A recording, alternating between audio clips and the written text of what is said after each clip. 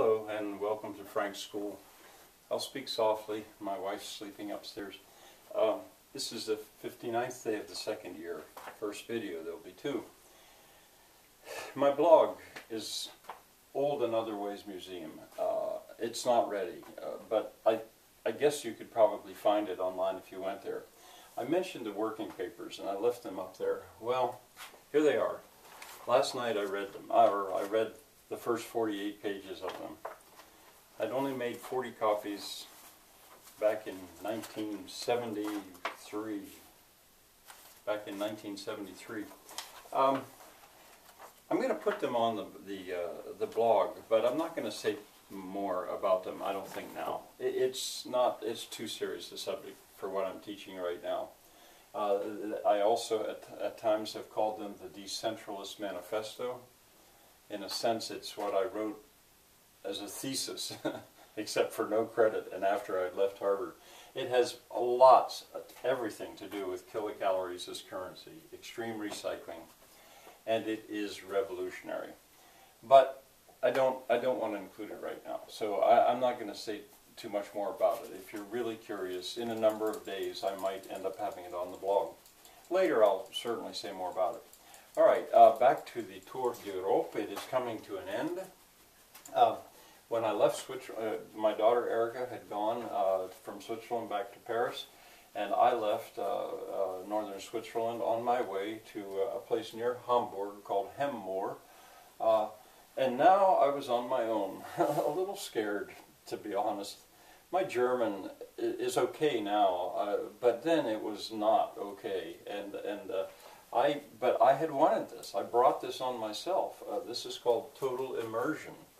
I suppose my daughter Erica, if I pleaded with her, she would have traveled into Germany, but she didn't speak German. And I actually asked her, please no, let me do that by myself, because if she had been with me, we would have been speaking English. Total immersion is when you, just like being totally immersed in water, when you're in a completely foreign language. There is no assistance for you. And that's what I wanted, and boy, I had it, and it was hard. As I rode the train, I had many changes to make. To go all the way from near Basel, Switzerland, all the way to Hemmoor, which is near Hamburg, I think I had to make maybe 5 changes. It took the whole day. I went past the Rhine Falls. I almost missed that. I didn't really realize it was coming. But I looked out the train and I looked down and there it was. I recognized it. That's the Rhine Falls. I think that's the biggest, in terms of volume of water, the biggest waterfall in Europe, I think. I went through the Black Forest. I had chosen that route because I'd heard so much about the Black Forest, Schwarzwald. And it came out at Stuttgart.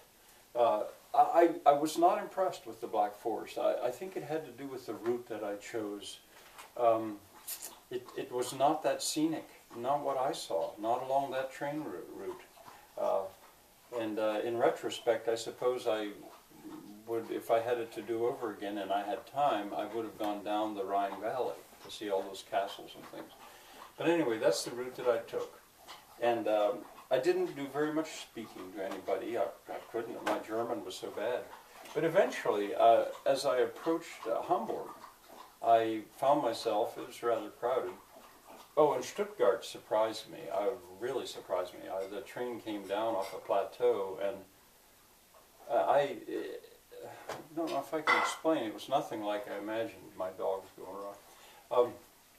But anyway, I kept traveling, and eventually I found myself in a small compartment in a train with an older lady.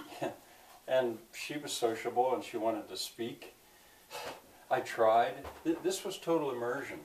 And she was lovely, charming, jolly, she would laugh.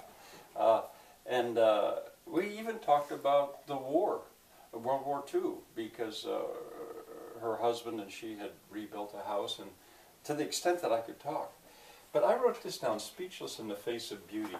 I thought about not saying this, but I'm going to. A little later, there was a family came in to this, and they were stressed somewhat because there was not place on the train to sit. And they actually had to ask if they could come in a way. Well, the man, later I found, was suffering from Parkinson's disease, and he had to sit. And they had been to a doctor, and it was him, his wife, and his daughter. His daughter, who was about 26 or 28 or something, and she's what I'm talking about, the beauty.